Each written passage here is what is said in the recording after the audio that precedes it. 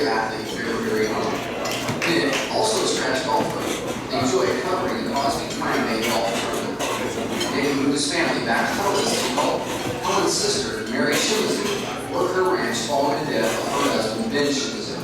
He farmed a ranch located on Shepherd Avenue near the old Garfield School, and also worked with the President Lee. They passed away in 1980 at the age of 59. For his athletic achievements and for his contributions to his country and his community, Nick Nishi is a worthy addition to the Clovis High School Football Hall of Fame. Mr. Nick Nishi.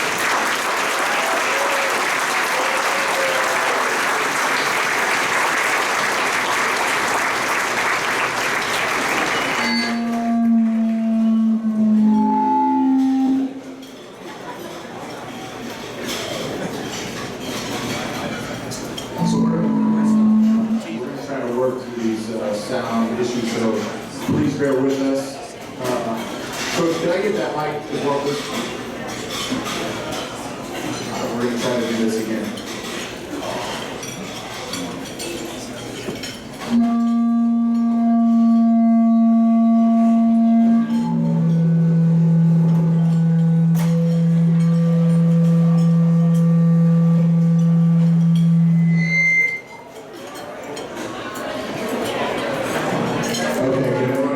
So how would you let a meathead?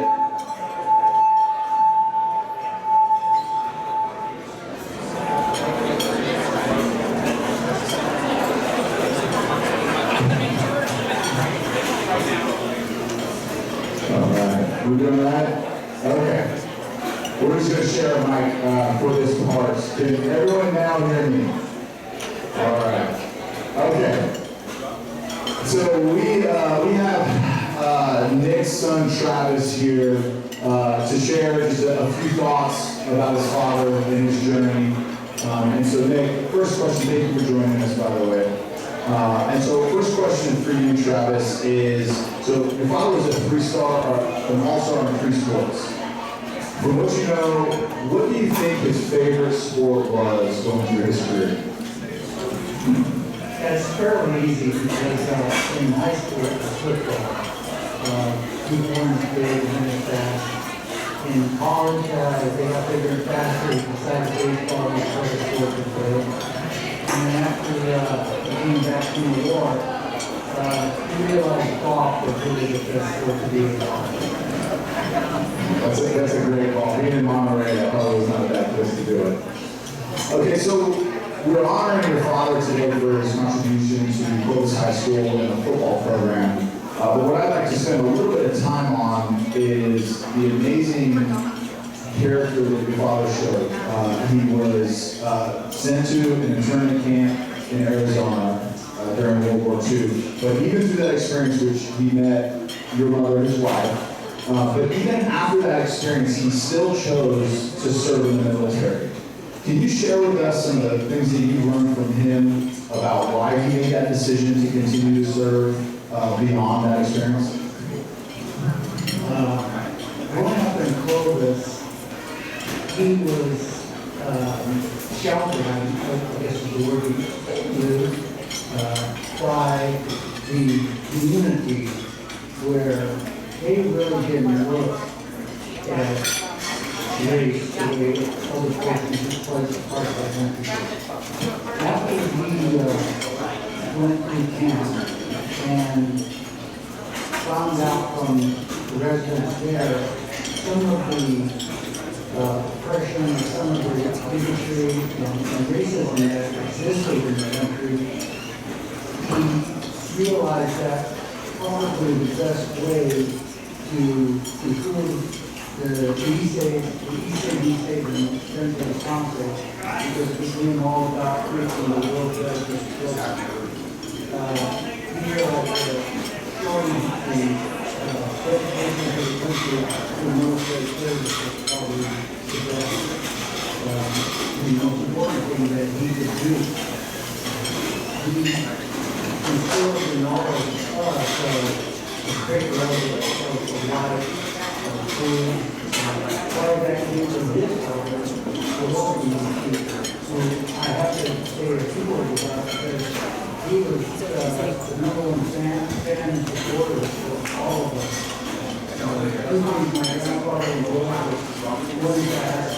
They were on a motorcycle car using the horse track.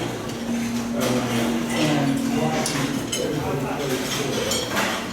We never lived in an athlete that was house. We were going to the first time looking at that little kid that was on the first time. He was going to play, better play, he was on the floor on great play he did in the playing. He was really playing all of the Brent's ready to start with 27. that's really what life is. He really was Well, the family here at Clovis High is honored to induct your father into the Hall of Fame, not only for the young man he was here, but the man that he was, as you just mentioned, beyond his time at Clovis High. So thank you so much to your entire family for everything you've given us.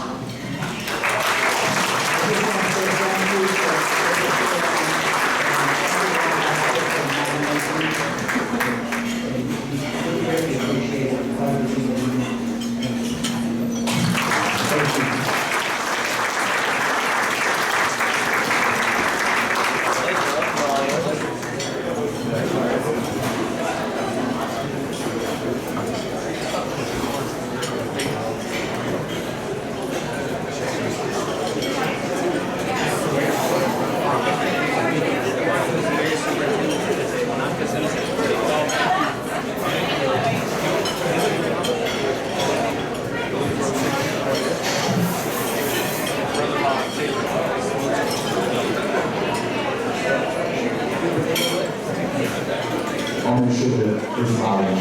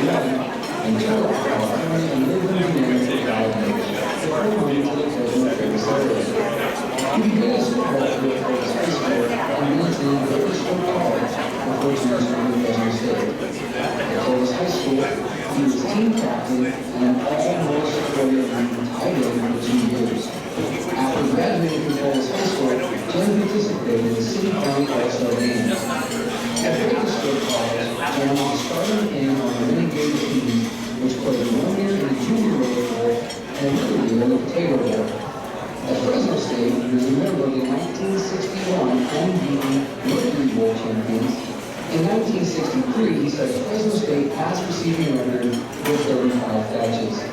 Jan was a member of the Kappa Sigma Phi fraternity, the Bulldog Boosters, and 5 Points Lions Club. After graduating from Fresno State College, he obtained a coaching position at Garden Grove High School as offensive coach for the 1965-66 football team, and that year were the state champions.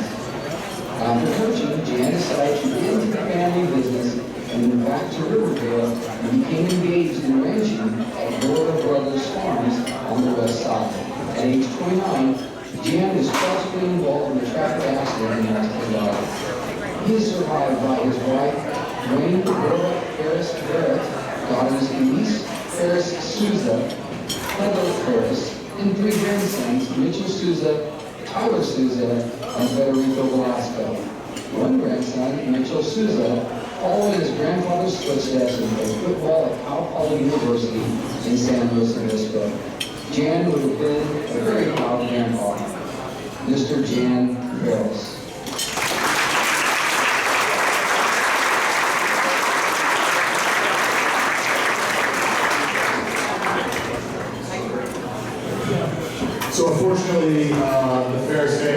not make it, but we have a very, very good replacement. We have Dr. Jim Fusion here to speak on behalf of Jim. So Jim,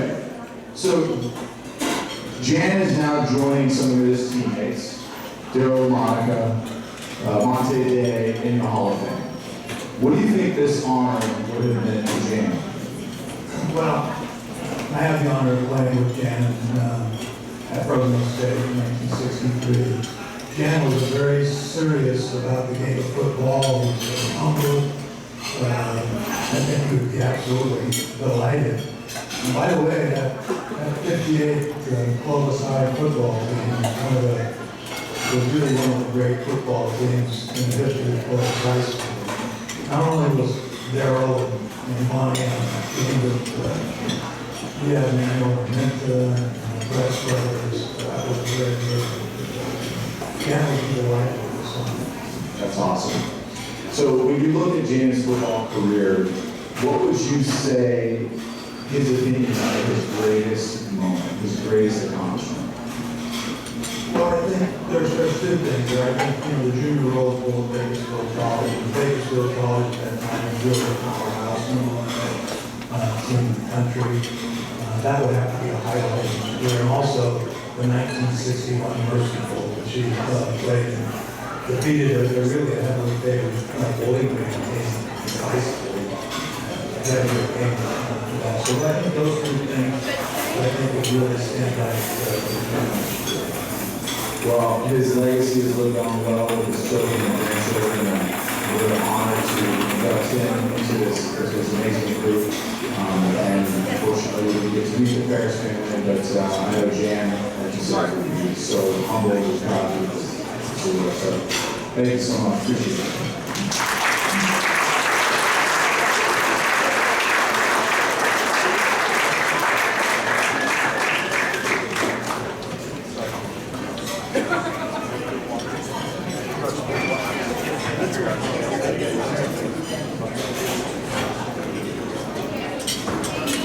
Our next inductee this evening is Mr. Phil Borjas. Phil Borjas was born on Pulaski Avenue in downtown Clovis in 1951. He still lives with Clovis and has raised his family in Clovis. Even though semi-retired, he still works part-time in Clovis as a coach. He has 5 children who are all Clovis High graduates. He has 2 brothers, Nick and Vince, and a son, Faris, who are also outstanding computer athletes. Phil graduated from CHS in 1969. As a senior, while playing for Herb Kleiner in football, he was selected to the All-Metro team and he earned the Clovis High All-American Blanket Award. At the end of his senior year, he earned the Clovis High Athlete of the Year Award and was selected to play in the City County All-Star Game, both in baseball and football. After Clovis High, Phil played 2 years of football for Fresno City College. In 1970, he was an integral part of the Fresno City College State Championship team. While playing for the Rams, Phil was named All-Conference Defensive Back for 2 years in a row. From there, Phil went on to play for Fresno State. He had numerous offers from schools such as Michigan State, Washington State, and the University of Miami. However, Phil chose to continue his football career close to home. Phil's Bulldog career, playing for the legendary Darryl Rogers, was outstanding. He set and held records for many years as a punt returner. He was also the team's long snapper. As a defensive back in 1972, Phil was the captain of a highly ranked Bulldog secondary. He was also selected to the PCAA All-Conference team. In that same year, Phil received the Fresno State Athlete of the Week Award and the Sunkist All-Athlete of the Year Award. Phil continued his career in the World Football League, playing for the Portland Storm, where, along with playing safety, he was their punt returner.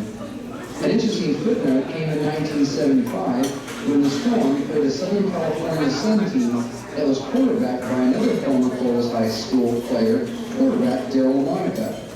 Phil was inducted into the Fresno City College Football Hall of Fame. He has spent his post-playing career as teacher and coach in our local community, where he has also won numerous awards. Phil Borjas is one of the all-time great Clovis High athletes and very deserving of the 2021 Clovis High School Football Hall of Fame induction. Mr. Phil Borjas.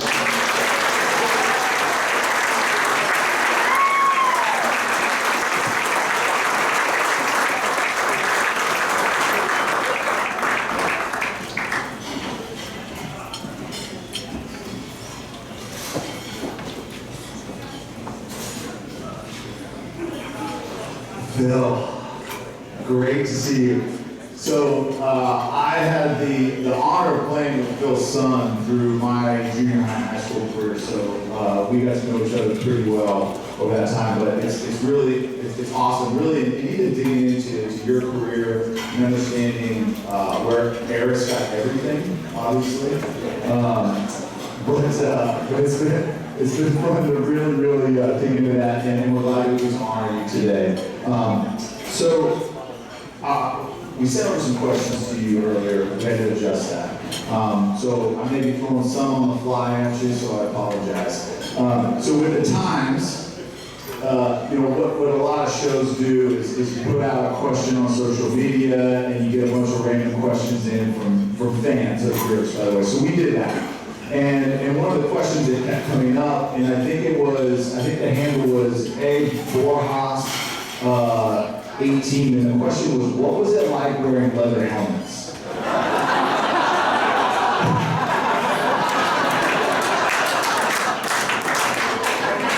don't know who that Borjas guy is, but that was the question. All seriousness, wow, fun. From what I can remember, that was actually when football players were tough. All right, so your time at Clovis High School as a Cougar, I'm sure you learned a lot of lessons. Can you share one of the lessons that you took from Clovis High School and used in your career, whether it was Fresno State, the World League beyond that, or even beyond, that helped you later on? Well, there's a lot of people here who play ball at Clovis and elsewhere. And I think that you can testify that the one thing that Clovis does do is it teaches you how to get up. Once you're knocked down, once you hit adversity, it teaches you that you can bounce back. But you never bounce back by yourself. And so what I've learned through playing a couple of times, especially when we were playing against Edison, and I don't read the scouting report, so the guy's coming down on a punt cover, and Gene Shimizu, by the way, is returning a punt, and I'm in front of him, and an all-conference player is running down the field, and my assignment was to hit the first guy down the field. So the first guy was number 50, and he was a little bit bigger than I was, but I took him on and ran head on into him, and both of us collided and fell down. Meanwhile, Gene Shimizu guarded passes for about a 45-yard gain. Well, while I was on the ground, we had a coach, Valdemar. He ran out onto the field, and he got to me, and I couldn't breathe, and I'm laying there.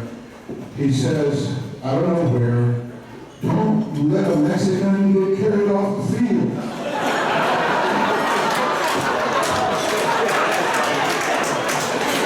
Where does that come from? I mean, coincidentally, I caught my breath. I mean, literally, I caught my breath and I ran off the field. I got on the bench and I stayed there for the rest of the day, for at least most of the game. I was playing against Edison the following year, and they were playing against a guy that was 6'5", about 225, and he's playing middle linebacker. His name was Charles Young. Yeah. Ended up playing for everybody, for the Niners. Well, I brought back the pass, and the guy was covered. I found an opening. I went down the sideline, and we were playing at the Plain Stadium, and he hit me about 40 yards downfield, and I got up on the dirt, on the track, and adjusted myself on and got back into the game. Getting hit hard and getting up is one thing, but getting back into the game is another. So I think one of the things that was really significant, and you are all part of it, is that when we have trouble, when we fall down, whether it be in athletics or academics or whatever it might be, we all get up together. And we have a support system in Clovis that does that. And that is what is such a special thing about our community.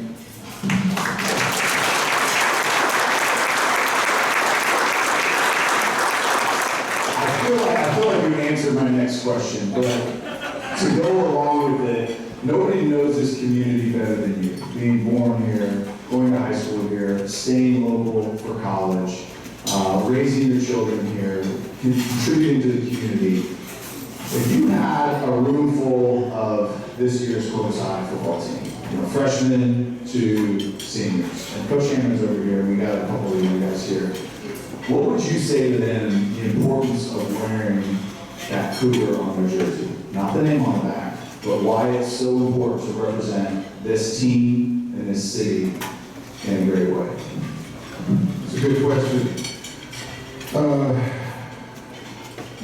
Let me put it this way. I think,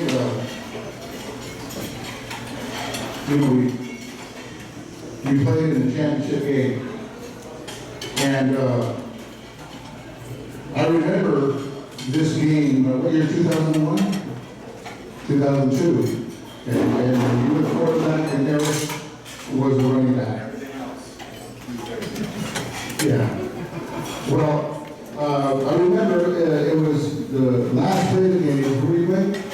Clovis West, and it was inside the 5, and we were going to, we had the ball, and it was the last play. And you called an outside zone or right zone, yeah, play, yeah, right? And so when he called the play, I'm anticipating that my son, the tailback, was going to get the ball, but instead, my son, on the snap, took off to the right side of the line of scrimmage and blocked the guy on the right side, and Tyler Clutch followed in for the touchdown. And the game was over. I ran down to the field and celebrated and went to the sideline. And the first thing I said to my son, I said, "You should have had the ball. You should have got the ball." I'm a selfish guy. And his response was this. He said, "No, Dad," he goes, "I'm the guy that laid the block so Tyler could get into the end zone, and we won the game. We are Valley champions." At that moment, everybody blossoms at a different time, but at that moment, I can see, and I really appreciated the fact that he grew into, instead of being me, it was us. It was our team. It was we won the game. And whatever it takes for us to get to that point, that's what we're going to do. And it brings me great pride to be here tonight, knowing that the support system is still going on. What we have here is a very special community. You can't find this anywhere else. You can't buy it anywhere else. We are what we are. We're the Cougars. And I am very proud to be here, and I'm very honored. Thank you. So, thank you so much for my work.